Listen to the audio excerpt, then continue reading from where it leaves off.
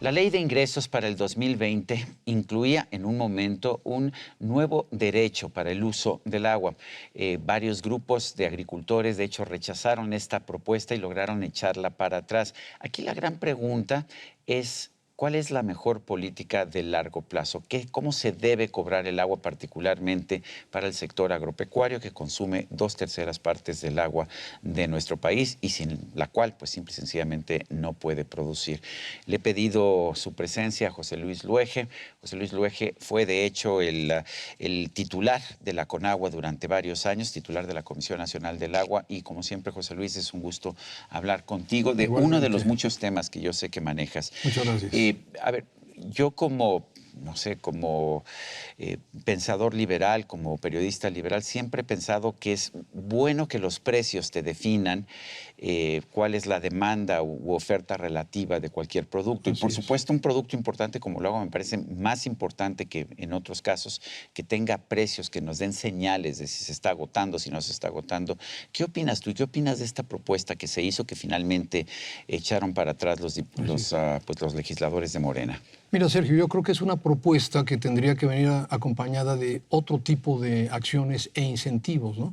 Cuando estuve al frente de la Comisión Nacional del Agua, efectivamente analicé, junto con un equipo técnico muy a fondo, el tema de los derechos de agua a nivel agrícola, que ciertamente, como tú lo dices, deberían de existir. Así como pagamos derechos los municipios en el agua pública urbano, y paga el comercio y paga la industria derechos por el uso del agua. Es que lo que me dice la experiencia es que lo que no tiene costo lo desperdicias. Así es. Lo que me dicen los agricultores o muchos productores, sobre todo los grandes productores, me dicen: a ver, el problema es que sí estamos pagando, pero en realidad lo que están pagando es el sistema de irrigación, nada más, ¿no? La infraestructura, efectivamente. Sí. Son dos grandes sistemas que tenemos, digamos, para el uso del agua agrícola, que son los distritos de riego, los grandes distritos que fueron creados por la Comisión Nacional de Irrigación desde 1926, que son 108 distritos enormes, y las unidades de riego, que esas son del orden de 40 y tantas mil, que son unidades mucho más pequeñas. Sí. Así es. Los distritos de riego tienen una gran infraestructura construida con recursos federales que se fue amortizando a través de pagos de aprovechamientos, que es una forma de cobrar un derecho. Una forma de cobrar un derecho. Pero nada más por la infraestructura. Por la infraestructura. O sea, esos derechos se fueron, esos aprovechamientos se fueron cobrando durante muchos años, hasta que hace 2 sexenios se transfirió la infraestructura a las asociaciones de los distritos de riego. Y a partir de entonces, efectivamente, ellos dicen: nosotros mantenemos la infraestructura. Ellos se encargan de eso. Así es. A ver, nosotros los mexicanos, o la empresa Pemex, por decirte algo, paga un derecho por extraer el petróleo crudo, que es un bien natural no renovable. Por eso paga un derecho. Y de hecho, cualquier empresa que produzca petróleo en cualquier lugar del mundo paga un derecho por explotar un producto nacional, un producto no renovable. ¿Cuál debería ser la situación del agua? Porque aquí no se paga, se da por hecho que el agua es gratis y por lo que pagas es por el riego. Estoy de acuerdo contigo, debe de haber un pago de derecho. El problema es cómo aplicas ese pago, si tradicionalmente desde la reforma agraria hasta la fecha nunca se ha pagado el agua agrícola, para uso agrícola, ¿no? Yo lo que propongo... Curioso, el agua en la ciudad sí la pagamos, aunque no pagamos lo justo o lo adecuado, pero sí pagamos. Se paga un derecho y varía mucho a nivel nacional. Entonces, lo que yo he propuesto es dar otro tipo de incentivos y aplicar en paralelo el cobro de derechos. Por ejemplo, las unidades de riego, que es lo que a mí más me preocupaba, porque utilizan en muchos casos agua de primer uso, es decir, extraen el agua pura de pozo. De un acuífero, sí. De un acuífero para regar muchas veces gramíneas, ¿no? Que realmente no se justifica, deberíamos estar usando agua tratada, ¿no? Pero además eso se bombea mediante un mecanismo que está prácticamente subsidiado en un 98% en energía eléctrica. Entonces, no tampoco pagan la energía exactamente, total. No se pagan los derechos de agua y no se paga la energía para extraer el agua. Entonces, es francamente un vicio que hay que cambiar. Es un subsidio. Un subsidio. Entonces, lo que yo propongo ahí es transferir el subsidio a la tarifa eléctrica por cobro de derechos de agua. ¿Cómo? Apoyando, mediante fondos federales, mejores sistemas más eficientes, tanto de motores, como, por ejemplo, poner energía solar en las plantas de bombeo. ¿No sería mejor un sistema, más que buscar cómo utilizar mejor los subsidios, tener un sistema de mercado? ¿Qué hacen otros países? Sí, utilizan más un sistema de mercado y O sea, pagan. en Estados Unidos, por es. ejemplo, en Estados Unidos el dueño del agua es el dueño de la tierra. Así es. Aquí no. Aquí En no. México es Aquí el es un bien gobierno que es el nacional. dueño. Así es. ¿Qué sistema funciona mejor?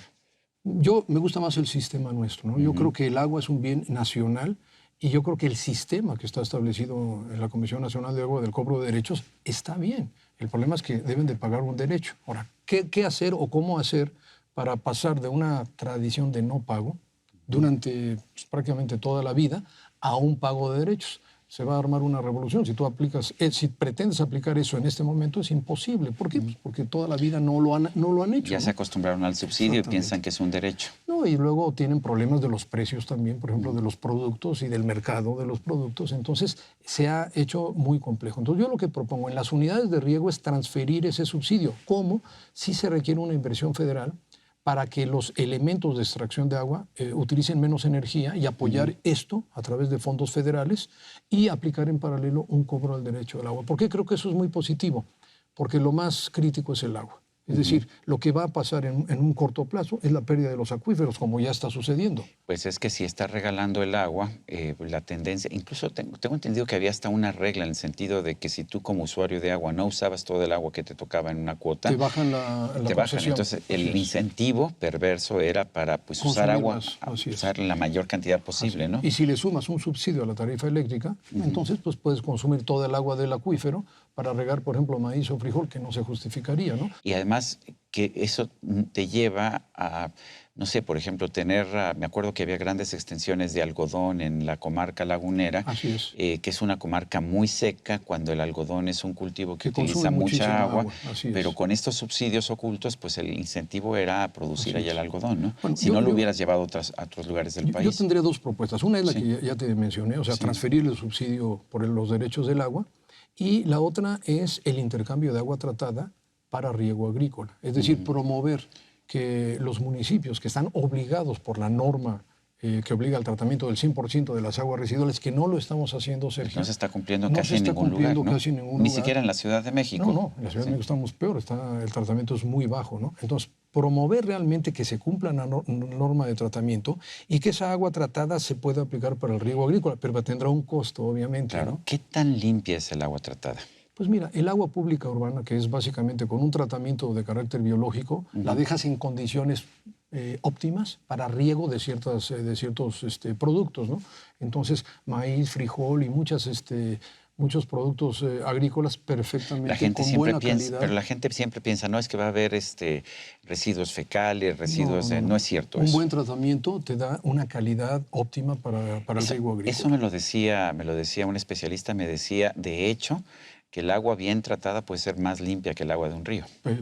Por supuesto, y de eso se trata precisamente. Claro, hay productos, cuando tienes ya una agricultura altamente tecnificada, que requiere un agua muy, muy pura, quizá una ultrafiltración después de un tratamiento biológico. Pero eso ya es como en riegos por goteo. En riegos por goteos, en productos muy especializados. En hidroponía también, o en hidroponía. Ahí puedes utilizar agua así de primer uso, agua de pozo, o bien agua con un tratamiento que se llama terciario. Es decir, tú haces el tratamiento biológico y luego lo llevas a una ultrafiltración que se llama, o a un proceso de ósmosis inversa, y tienes agua prácticamente potable, ¿no?